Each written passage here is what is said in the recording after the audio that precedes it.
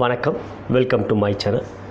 பாரத் கர்மா healing centre சார்பாக ஜோதிடர் நல்லபெருமா பேசுகிறேன். சிம்ம ராசி ஜோதிட அன்பர்களே, வருகின்ற ஆகஸ்ட் மாதம் 18ஆம் தேதி ராகு கேது பயிற்சியானது நடக்கிறது.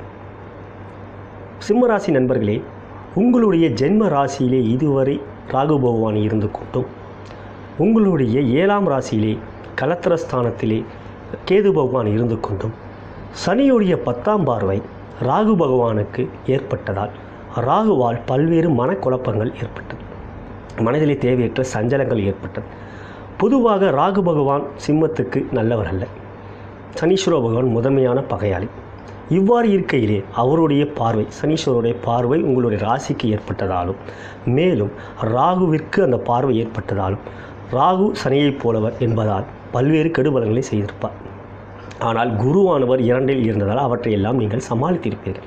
தற்பொழுது ராகு பகவான் உங்களுடைய ராசியை விட்டு கடகத்திற்கு பயிற்சியாகின்றார். கேது பகவான் கும்ப ராசியிலிருந்து மகரத்தில் பயிற்சியாகின்றார்.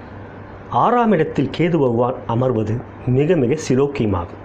மேலும் மகர கேது என்பது அவருக்கு பிடித்த இடமாகும். மகரத்தில் அமர்கின்ற கேது பகவான் பல்வேறு நன்மைகளை செய்வார். அதேபோல் கடக ராகு என்பது ராகுக்கு உகந்த இடமாகும். இவ்வாறு இருக்கையிலே கேது பகவானால் நீங்கள் பல்வேறு வெற்றிகளை அடையக்கூடிய நிலை தென்படுகிறது. மேலும் ராகு பகவானால் கெடுபலங்கள் ஏற்படாமலும் வீண் விரயங்கள், சுப விரயம் ஏற்படலாம், தீய விரயம் ஏற்படாமல் ஒரு நிலை தென்படுகிறது. இவ்வாறு இருக்கையிலே நாம் ராகு என்று எடுத்துக்கொள்ள வேண்டும். முதலில் அவர் ஒரு தனி கிரகம். கேது என்று எடுத்துக்கொள்ள வேண்டும், அவர் என்று தனி கிரகம். பொதுவாக சிம்மராசி நேயர்கள் என்பவர்கள் தைரியசாலிகள்.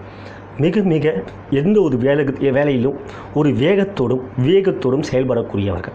முயற்சி என்று எடுத்துக்கொண்டால் அவற்றில் எந்த விதத்திலும் நீங்கள் தளர மாட்டீர்கள். யாருக்கும் அனுசரித்து போக மாட்டீர்கள். எந்த ஒரு விதத்திலும் காம்ப்ரமைஸ் ஆகவே மாட்டீங்க. அது மாதிரி சிம்மராசி நேயர்கள் என்பவர்கள் மிக மிக தைரியசாலிகளும் உத்வேகத்துடன் உழைக்கக்கூடிய ஒரு நிலை கொண்டவர்கள். இவ்வாறு இருக்கையிலே உங்களுடைய ஜனன ஜாதகப்படி யோக திசை நடந்து கொண்டு இந்த ராகு கேது பயிற்சியும் உங்களுக்கு நன்மை பகிக்கக்கூடிய நிலைமை ஏற்பட்டிருந்தால் மிக மிக பெரிய வெற்றிகளை இந்த 1.5 ஆண்டுகள் உங்களுக்கு கேது பகவான் கொடுப்பார். ராகுவும் கேதுவோடு ஒத்துழைத்து உங்களுக்கு நல்ல விரயமும், ஒரு வீடு வாங்கக்கூடிய நிலை, இடம் வாங்கக்கூடிய நிலையை ஏற்படுத்தி கொடுப்பார். ஏனென்றால் விரயம் செய்தால்தான், ஒரு செலவு என்று செய்தால்தான் ஒன்றை வாங்க முடியும். அவ்வாறு இருக்கவே கேதுவால் கிடைக்கக்கூடிய வெற்றியை ராகு எந்த விதத்திலும் கெடுக்காமல் அவை நல்ல ஒரு அஸ்திவாரத்தை அமைத்து கொடுக்கக்கூடிய நிலையிலும், எதிர்காலத்துக்கு தேவையான ஒரு சேமிப்பையோ ஒரு வருமானம் வரக்கூடிய ஒரு நிலையோ ஏற்படுத்தி கொடுப்பார். இவ்வாறு ராகு மற்றும் கேதுவானவர்கள் மிக மிக நல்ல நிலைமையிலே அமர்ந்திருக்கிறார். ஆனால் எந்த ஒரு முக்கியமான நீண்ட காலம் இருக்கக்கூடிய சனி பகவானோ குரு பகவானோ அவர் உங்களுடைய ராசியிலிருந்து போகின்ற ராகுவிற்கு தொடர்பே இல்லாமல் இருக்கின்ற நிலை ஏற்படுகிறது. நான் முன்னரே கூறியது போல் 1.5 ஆண்டுகள் சனி பகவானின் பார்வை ராகுவுக்கு ஏற்படுது. அது ஒரு வகையில் தொடர். ஆனால் தற்பொழுது ராகுவிற்கும் சனிவுக்கும் எந்த விதமான தொடர்பும் இல்லாமல் ஒரு நிலை ஏற்படுகின்றது. கேதுவிற்கும் எந்த விதமான நிலையில் தொழில்களுடைய தொடர்பு இல்லை. மற்ற கிரகங்கள் என்று எடுத்துக்கொண்டால் குறைந்தது ஒரு மாதம்தான் அவரோடு இருப்பார்கள்.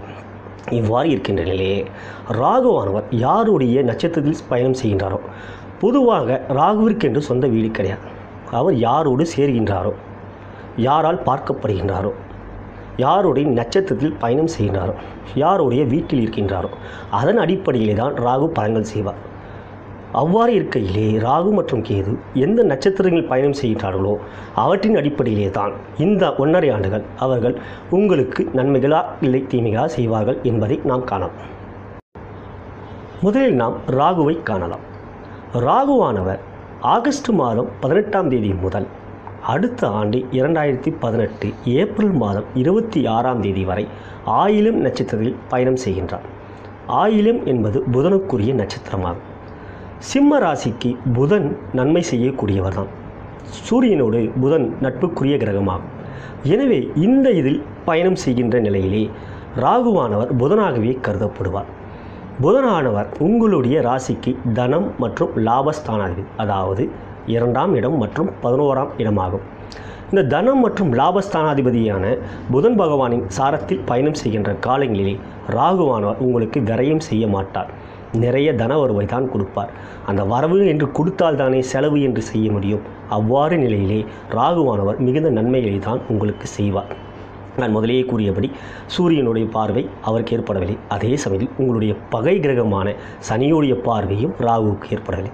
இவ்வாறு இருக்கிறீர்களே, ராகு தன்னிச்சையாக செயல்படுவார். புதனாகவே அவரை கருத வேண்டும்.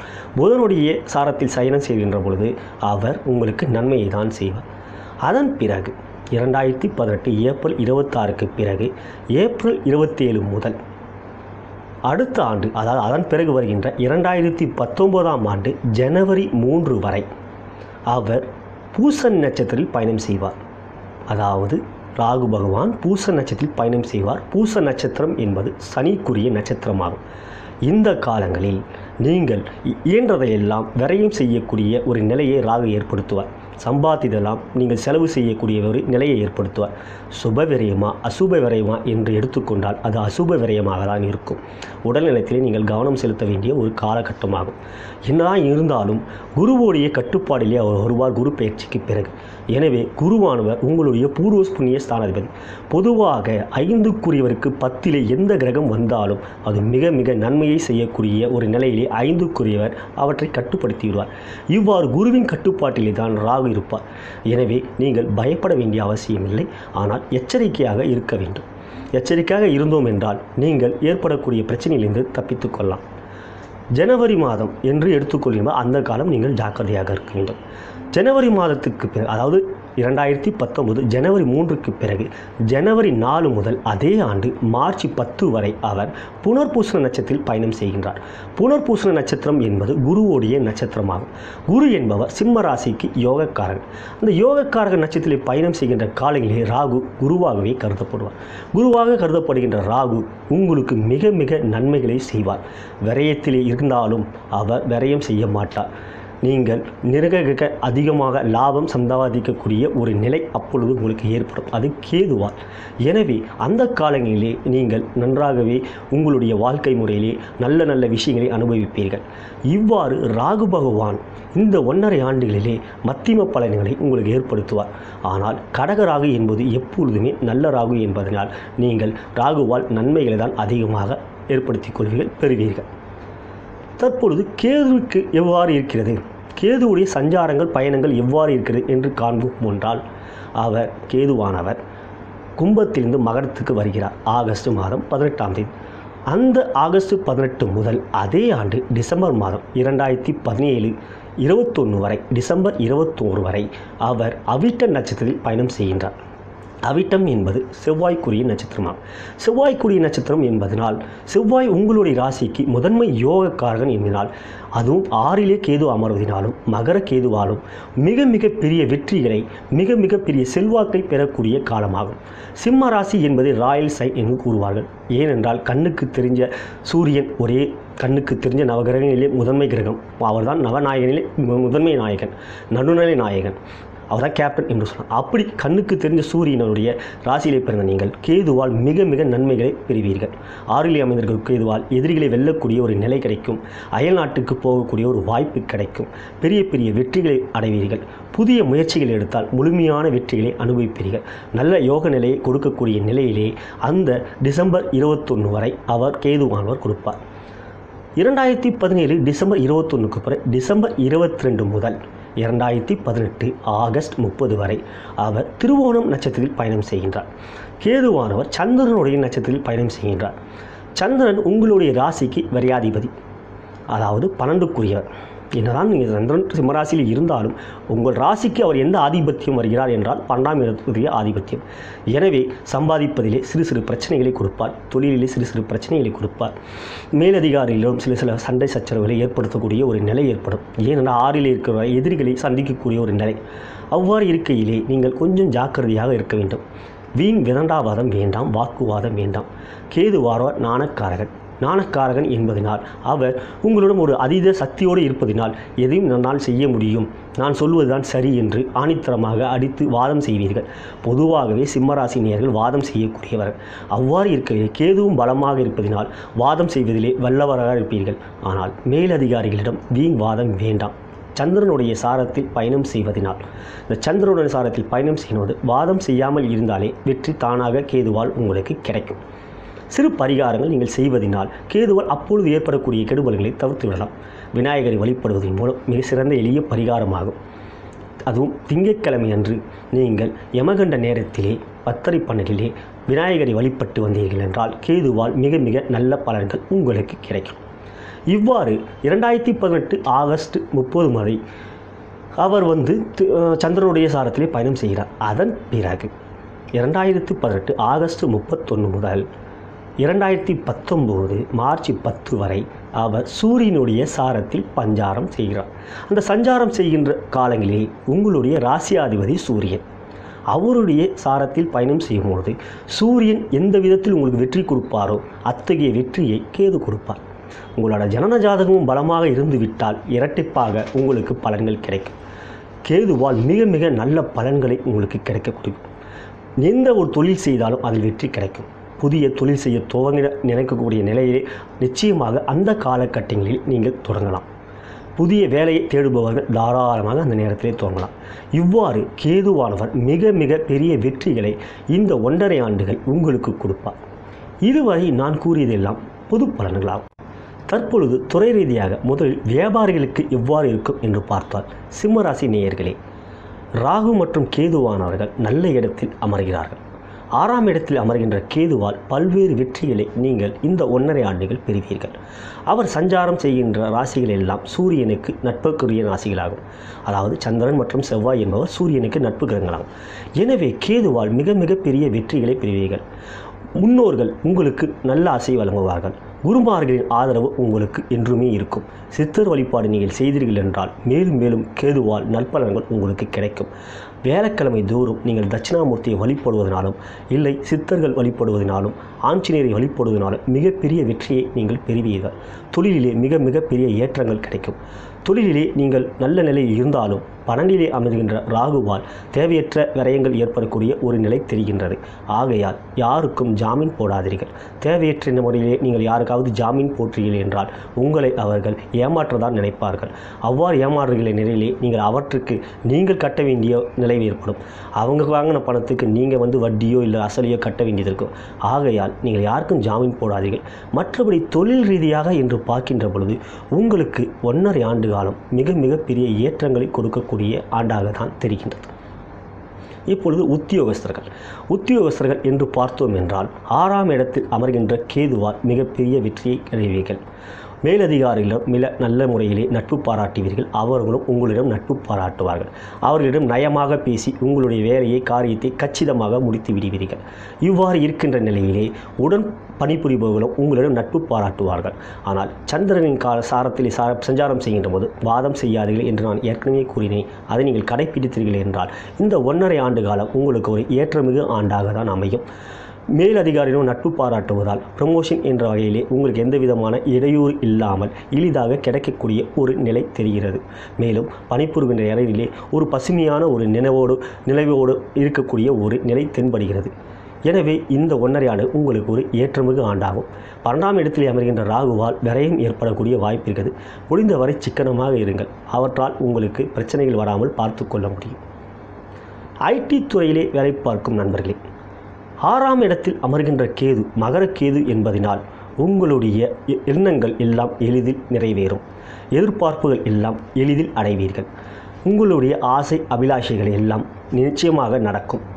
அயல் நாட்டுக்கு செல்ல விரும்புபவர்கள் எல்லாம் நிச்சயமாக ஒரு வாய்ப்பு ஏற்படுத்தி கொடுப்போம் கேது பகவானால். மேலும் ராகு என்பவர் 12 இருப்பதினால் நான் பல்வேறு கூறியிருக்கிறேன். 12ஆம் இடத்தில் ராகு இருந்தாலே அவர்கள் நிச்சயம் அந்த அயல்நாட்டு போகக்கூடிய வாய்ப்பு கிடைக்கும். அவருக்கு அந்த யோகம் இருக்கிறது. எனவே 12ஆம் இடத்தில் வருகின்ற ராகுவால் நிச்சயம் இந்த 1.5 ஆண்டுகளிலே உங்களுக்கு அயல் நாட்டுக்கு போகக்கூடிய வாய்ப்பு நிச்சயமாக அமையும். ராகுவுக்கு நீங்கள் பிரீத்தி செய்ய வேண்டியதில்லை. ஆனால் செவ்வாய்க்கிழமை தோறும் நீங்கள் ராகுவுக்கு முடிந்தவரை அவரை நினைத்து அவர் மனதில் நினைத்து அவரை பூஜித்தாலே உங்களுக்கு வெற்றி கிடைக்கும். கோயில் செல்ல முடிந்தவர்கள் கோயில் சென்று ராகுவிற்கு விளக்கு போட்டால் அயல்நாட்டு போக நினைப்பவர்களுக்கு எளிதில் அந்த வாய்ப்பு கிடைக்கும். தற்பொழுது பெண்களுக்கான ராகு கேது பயிற்சி எப்படி இருக்குது என்று பார்த்தால், சிம்ம ராசி அன்பர்களே, திருமணமான பெண்கள் என்று எடுத்துக்கொண்டால் 6ஆம் இடத்தில் அமர்கின்ற கேதுவால் குடும்பத்திலே மகிழ்ச்சி நிலவும். உங்களால் உங்களுடைய கணவனுக்கு யோகம் கிடைக்கும். குழந்தை பாக்கியம் எதிர்பார்த்து கொண்டவர்களுக்கு நிச்சயமாக குழந்தை பிறக்கக்கூடிய ஒரு வாய்ப்பு இருக்கிறது கேது பகவானால். விநாயகரை நீங்கள் வழிபட்டீர்கள் என்றால் கணபதியின் கருணையால் உங்களுக்கு நிச்சயம் குழந்தை பிறக்கும். குழந்தை இருப்பவர்கள் நிச்சயமாக குழந்தை நல்ல முறையிலே வளரும், படிப்பிலே நல்ல கவனம் செலுத்துவார்கள், உங்களுடைய அன்பாலும் ஆதரவாலும்.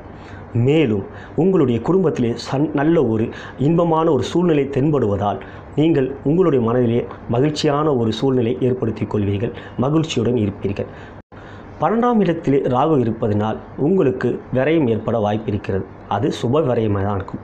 வேலை பார்க்கும் திருமணமான பெண்கள் என்றால் நீங்கள் நிச்சயம் சுப விரயமாய் அதை அமைத்து கொண்டால் உங்களுடைய மனதில் இருக்கின்ற மகிழ்ச்சி குறையாது. எனவே 12ஆம் இருக்கின்ற ராகு சுப விரயம் செய்யலாம். திருமணம் ஆகாத பெண்கள் என்று எடுத்துக்கொண்டால் இதுவரை குருபலன் இருந்தது, ஆனால் திருமண முயற்சி செய்தும் முடியவில்லையே என்று ஏக்கப்படுபவர்களுக்கு குரு 2ஆம் இடத்தில் இருந்தாலும் ராசியில் இருக்கின்ற ராகு பகவான் சனியால் பார்வையால் அவரால் உங்களுக்கு தடைகள் தான் ஏற்பட்டிருக்கும். ஆனால் இந்த ராகு என்பவர் 12ஆம் இடத்துக்கு போகிறார். 7ஆம் இடத்தில் இருந்த கேதுவானவர் 6ஆம் இடத்துக்கு வருகிறார். 7ஆம் இடம் சுத்தமாகின்றது. எனவே இப்பொழுது முயற்சி செய்தால் கேது பகவானின் அருளினால் உங்களுக்கு திருமணம் நடக்க வாய்ப்பு இருக்கிறது. குரு பகவான் 3ஆம் இடம் போகின்றாரே என்ன அப்படி என்று நினைக்காதீர்கள். அவருடைய 5ஆம் பார்வை 7ஆம் இடத்துக்கு வருகிறது. குரு பார்வை கோடி நன்மை என்பார்கள். குரு பார்வை கோடி நன்மை. குருவுடைய பார்வை குரு பெயர்ச்சிக்கு பிறகு 5ஆம் பார்வையாக 7ஆம் இடத்துக்கு வருகிறது. 7ஆம் இடம் என்பதுதான் கலத்திரஸ்தானம். அங்கு குரு பார்க்கிறதால் கேது இதுவரை 7ஆம் இடத்தில் இருந்து திருமணம் செய்யாமல் உங்களை தடுத்து கொண்டிருந்தார். ராசியிலே ராகு, 7இலே கேது. இந்த 2 இடத்தில் இருந்து திருமண தடை ஏற்படுத்தி கொண்டால் 2இலே இருந்த குருவாலும் செய்ய முடியவில்லை. ஆனால் குரு பெயர்ச்சியான பிறகு அவருடைய 5ஆம் பார்வை 7ஆம் இடத்துக்கு வருவதால் நிச்சயம் அது ஒரு வகையிலே குருபலம்தான். கேதுவானவரும் நல்ல இடத்தில் அமர்ந்திருக்கிறார். அதே சமயத்திலே குருவானவரும் 7ஆம் இடத்தை பார்க்கிறார். நிச்சயம் இந்த ஆண்டு திருமணமாகாத பெண்களுக்கு திருமணம் முயற்சி செய்தால் எளிதில் நடக்கும், பிரச்சனைகள் எதுவும் நடக்காது. மாணவர்கள் என்று எடுத்துக்கொண்டால் சிம்மராசி மாணவ அன்பர்களே, 6ஆம் இடத்தில் வருகின்ற கேது பகவானால் மிக மிக நல்ல படிப்பு எண்ணம் உங்களுக்கு ஏற்படும். படிப்பிலே நாட்டம் அதிகமாகும். ஏனென்றால் 6ஆம் இடம் என்பது கேதுவுக்கு உகந்த இடம். மேலும் மகர கேதுவாவார். கேது என்பவர் நாணக்காரகன். அந்த நாணம் உங்களுக்கு நிச்சயம் கிடைக்கும். குருவின் அருவினால் உங்களுக்கு நாணம் அதிகமாகும்.